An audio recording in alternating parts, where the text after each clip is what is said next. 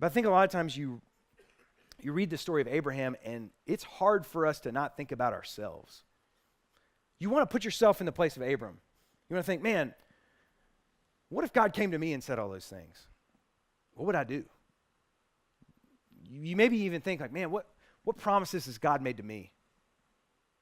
And you feel in Abram's story, like as you read it, you're like, man, if you just wait just a little bit longer, like all this is going to happen for you. When you read that in chapter 15, where he's discussing this frustration with God of saying, hey, God, what can you give me because I don't have any children? It's like you want to grab him by the shoulders and say, hey, it's just a few more years. You're going to get it. And we start to sometimes misinterpret this story to mean to us that, man, if I just hang on just a little bit longer, God's going to fix all this stuff in my life.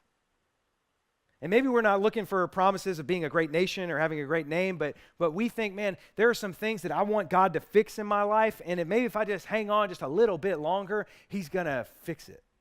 Everything's going to be okay.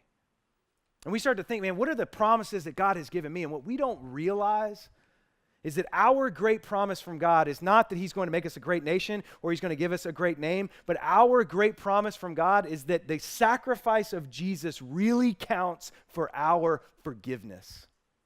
That's our great promise from God, that he loves us enough to give himself up for us so that we can be forgiven and brought back into relationship with him. Our great promise from God, the one that is fulfilled in our hearts through our trust in Jesus, runs all the way back to Adam and Eve, discovering that God, yes, they were going to experience consequences for their sin, but God ultimately was going to crush Satan. That's our great promise that has come true in Jesus.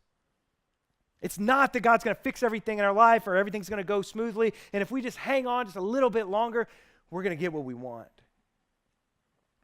God's great promise to us is that he forgives us through the sacrifice of Jesus.